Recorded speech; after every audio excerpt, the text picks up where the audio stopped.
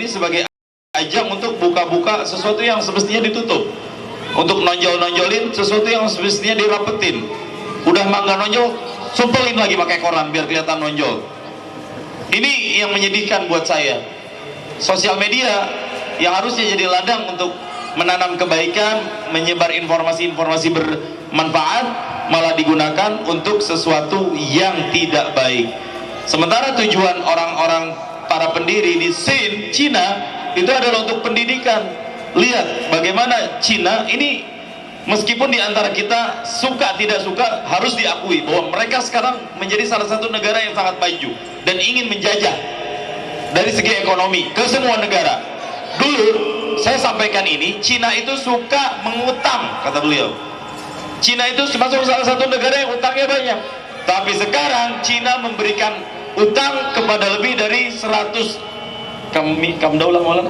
123 daulah. Masya Allah, 123 negara diutangin. Berapa miliar dolar itu? Masya Allah, miliar dolar bro. Kita punya 20.000 sehari aja udah seneng, rokok aman, beres. Ini miliar dolar, semua negara-negara dipinjemin sama dia. Dia jadi negara pengutang, itu Cina. Karena mereka menggunakan semua media untuk kemajuan generasi peradaban mereka. Itu fakta yang terjadi hari ini.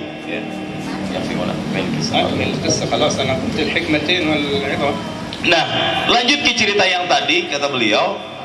Itu tadi sampai mana tadi saya cerita tembak-tembak pistol, ya. Pada suatu saat, nah makanya kan dilarang sama Nabi. Pistol lagi seneng ngerayain Maulid, dar der dor. Ada salah satu peluru pelor yang nyarang ke otak, ke kepala bocah kecil perempuan usianya 9 tahun.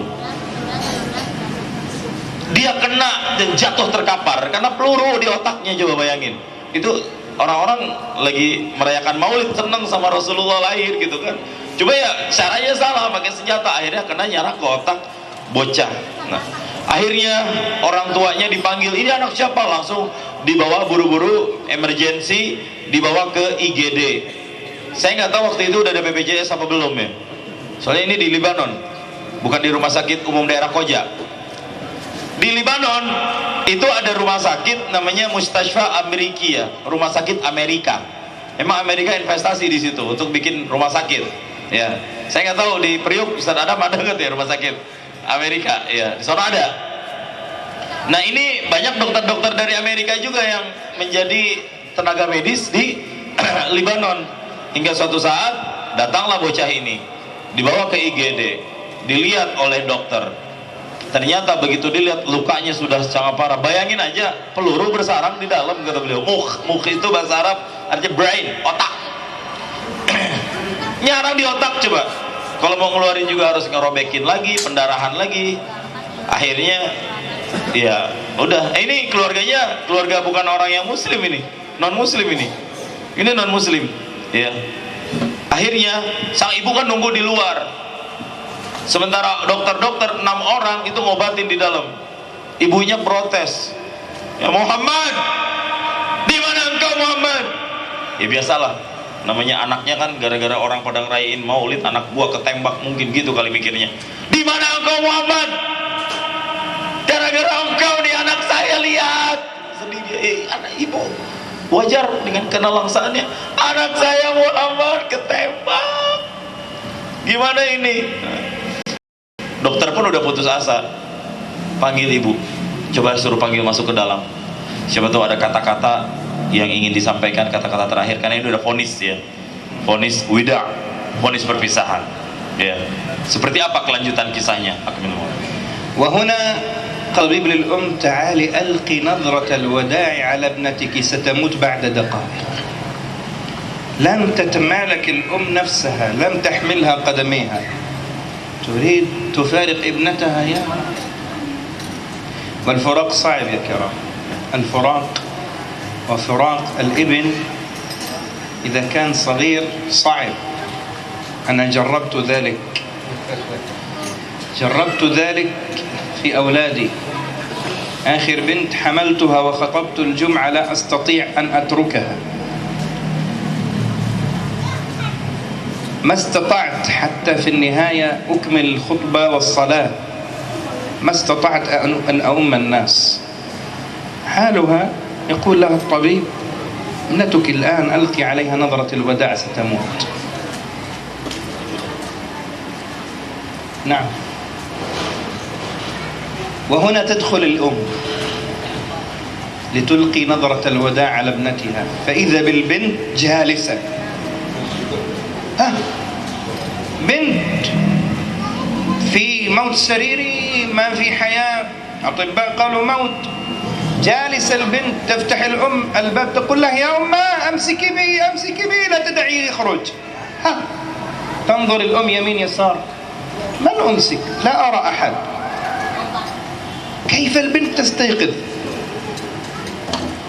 الأطباء مصابون بالدهشة. كيف؟ مصدوم، أين الجرح؟ كيف هذه البنت تستيقظ؟ تأتي الأم متعجبة فرحة، ابنتها تقوم من المرض. من الذي يمسك به يا ابنتي؟ قالت: يا أماه محمد صلى الله عليه وسلم. الرحمة للعالمين سيدنا النبي استنجدت وهي غير مسلمة برسول الله فأتاها المدد من رسول الله. اللي بيجي بعض الناس بيقول لك التبرك حرام والاستغاثة حرام، هذه موجودة حتى الآن في لبنان، موجودة وموثقة حتى بالصور. لما تيجي تحرم شيء روح شوف ماذا حدث،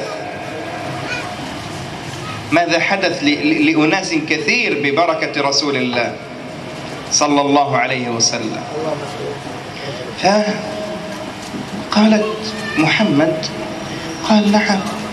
أتى إلي محمد صلى الله عليه وسلم ووضع يده على رأسي وقرأ علي من القرآن فشفيت بإذن الله.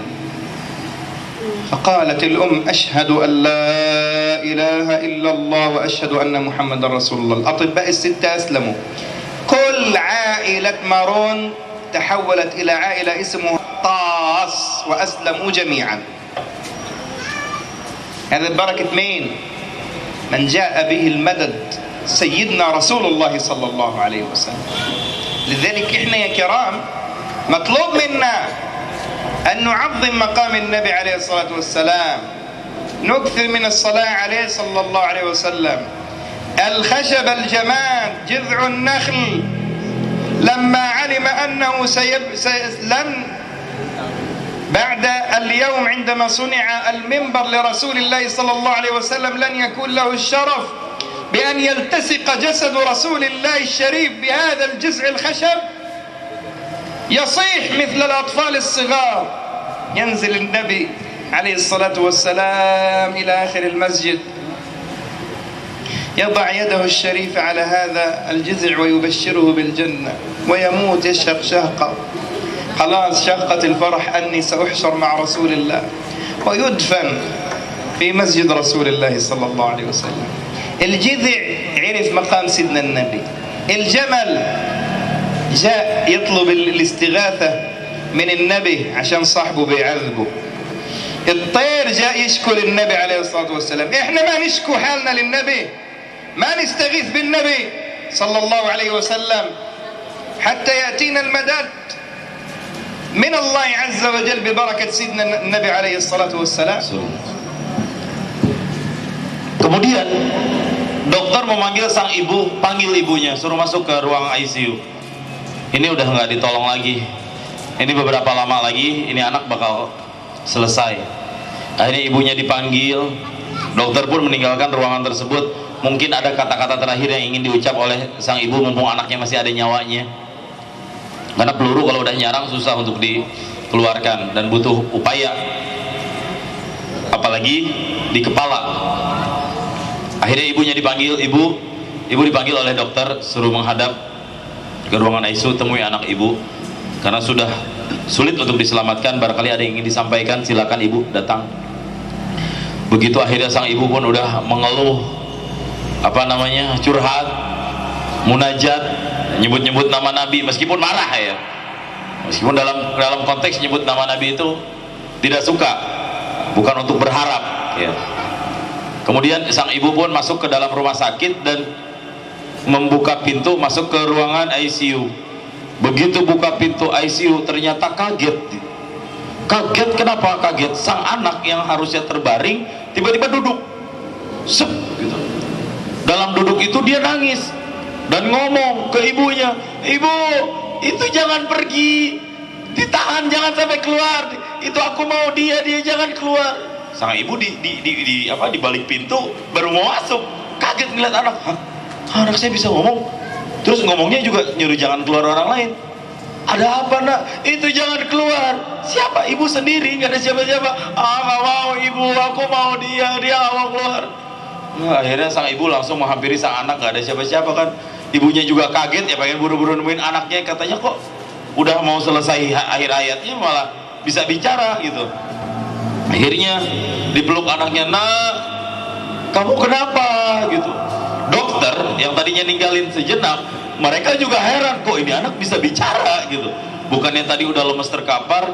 Apa yang terjadi denganmu nak? Kenapa? Tolong ceritakan kenapa? Aku tadi diusap-usap kepala aku, kata bocah itu. Terus sama orang itu dibacakan ayat-ayat Al-Quran. Terus aku langsung sadar, langsung bangun, dia mau pergi, aku nggak mau Bang. Gitu. Bahasa kitanya cerita. Emang siapa sih nak yang kamu maksud? Mama gak lihat siapa-siapa lo di depan. Ibunya juga masih heran, ini anak bisa ngomong gitu. Pelurunya gimana nasibnya gitu kan? Itu Muhammad Sallallahu Alaihi Wasallam.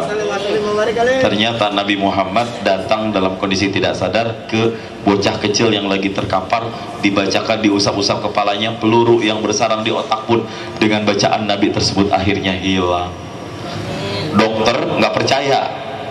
Ini bocah kok bisa seperti ini. 6 orang dokter akhirnya ngecek apa ya istilahnya ya, kalau di foto itu entah ronsen entah scan, nggak tahu dah saya, entah MRI ya, MRT yang di atas, entah MRI, di scan ternyata ininya hilang, pelurunya hilang. Mendengar kisah anak tersebut, dibacakan Al-Quran, dibacakan doa oleh Nabi, lalu kemudian pelurunya hilang entah kemana. Sang dokter yang ada di situ semuanya heran dan akhirnya mereka mengucap 2 kalimat syahadat, asyhadu an la ilaha illallah wa asyhadu anna Muhammadar Rasulullah. Begitu juga dengan keluarga si ibu ini. Ini si ibu, dia nih non muslim semuanya, marganya dari keluarga Marun, marganya Al-Ghattas ya, pakai ghin bukan ain. Kalau ain Al-Attas bahaya. Al-Ghattas ini ada di Libanon, sampai sekarang masih ada marganya. Ini sang ibu pulang dengan anaknya, akhirnya cerita ke semua keluarga Al-Ghattas, keluarga besar. Akhirnya satu keluarga besar semuanya melihat yang terjadi dengan si bocah kecil ini, mereka semuanya masuk Islam. Bayangin, ini orang non muslim, ini orang bermunajat, ini orang punya kesal dengan anaknya, bermunajat kepada Rasulullah, ngadu kepada Rasulullah, dan dengan izin Allah, Allah cabut peluru yang bersarang dari otaknya. Itu orang non muslim, bukan kita yang Islam. Ntar dulu deh, ini kita bicara yang bukan kita dulu. Itu orang, beliau juga cerita, bukan cuma orang kayu mimbar kayak gini nih kan, itu juga pernah berbunyi, nangis, ngadu ke Nabi kayu-kayunya. Ya Rasul, aku mau dijadiin mimbar, aku gak bisa ngedengerin kau lagi. Mimbar nangis, coba bayangin kalau teman-teman di rumah sendirian ada benda-benda kayu kayak gini terus nangis sendiri jam 2 malam. Kalau nggak kabur dari rumah manggil ketua RT. Ini tapi Nabi SAW langsung mendiamkan kayu kurma tersebut dan bilang, tenang, kalem bro. Ente mau nggak mana ntar ke surga? Mau ya Rasulullah. Ya udah diam. Akhirnya dia diam. Dan akhirnya dimakamkan dekat dengan makam Nabi SAW, dikubur kayu-kayu yang semestinya oleh para sahabat pengen bikin mimbar. Masya Allah ya, itu benda mati mungkin bisa dikatakan. Burung juga sama, muter-muter di kepala Nabi, curhat, ya Rasul anak saya diambil orang, disangkarnya ya Rasul, ternyata ketahuan yang ngambil itu sahabat, dikembaliin lagi akhirnya. Begitu juga unta, minta tolong sama Nabi pas pengen disembeli oleh yang punyanya, dia juga bermohon pada Rasulullah. Bayangin, benda mati sampai hewan saja bermunajat dengan wasilah tawasul Rasulullah Shallallahu Alaihi Wasallam. Lantas bagaimana kalau kita yang Muslim? Bagaimana kalau kita yang Islam? Bagaimana kalau kita umatnya Nabi Muhammad Sallallahu Alaihi Wasallam?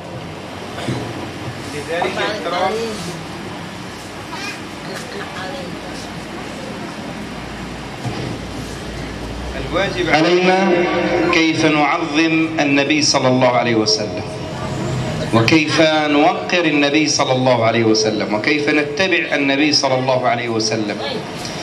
الله سبحانه وتعالى قال: فالذين آمنوا به وعزروه ونصروه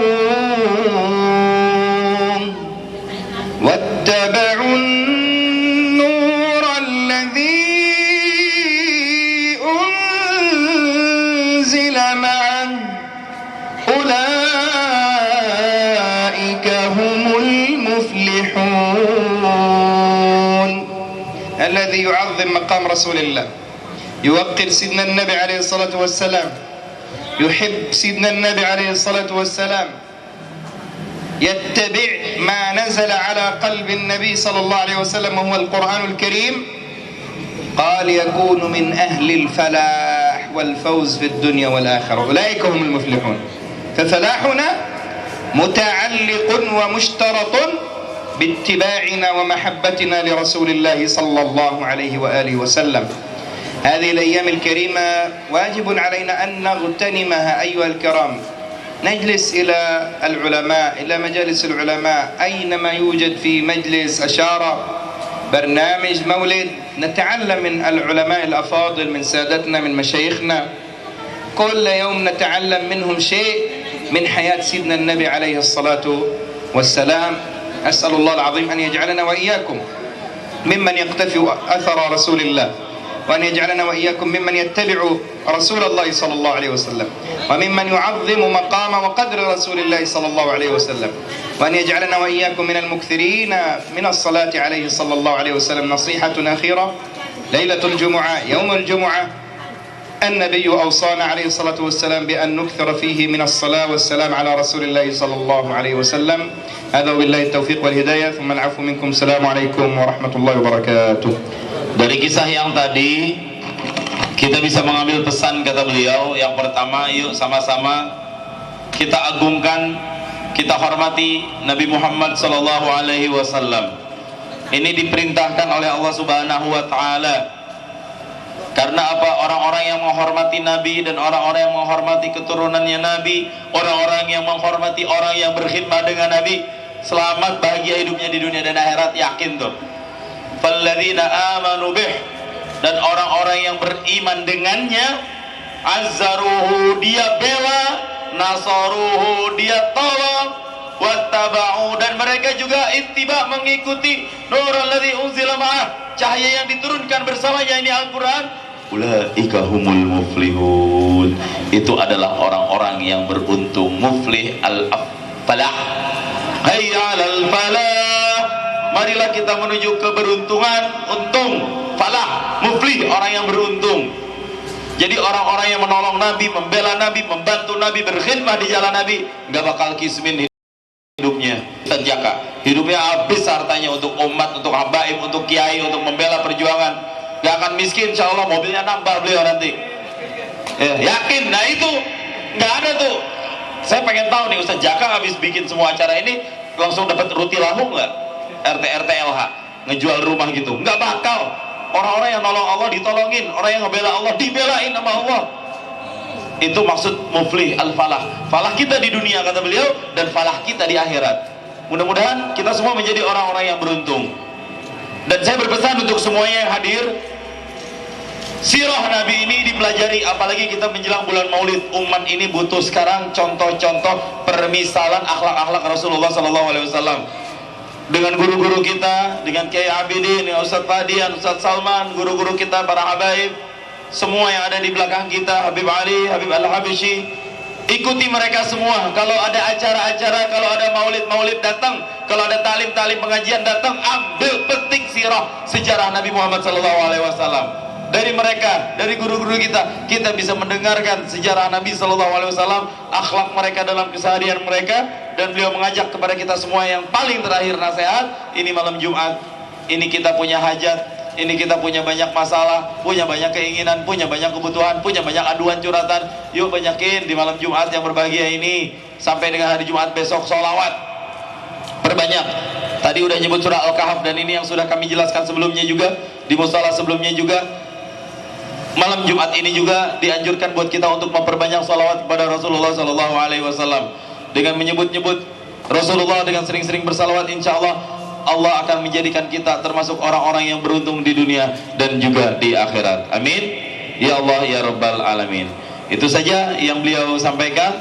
Terima kasih juga untuk Sadatil Kiram, wabil khusus Ketua MUI Kiai Ibnu Abidin yang selalu mendampingi. Masya Allah, khidmah beliau luar biasa. Kalau yang lain kadang-kadang ngedampingin terus ketemu sama beliau udah itu nggak nemuin lagi. Tapi saya salut banget sama Kiai Ibnu Abidin. Beliau ini benar-benar khidmah mendampingi beliau. Kita berdoa dari beliau bersahabat di dunia, mudah-mudahan bertemu kelak nanti di surga Allah Subhanahu wa taala, dan kita semua juga bisa mengikuti beliau di surga Allah Subhanahu wa taala. Amin. Ya Allah ya Rabbal Alamin. Sampai jumpa di sosial media, di Instagram beliau dan di Instagram saya, Ahmad Azmi Ar-Rafati dan Fikri Habibullah Muharram. Saya serahkan kembali kepada Qari'ul Maulid Ustaz Jaka. Fadhal mashkur.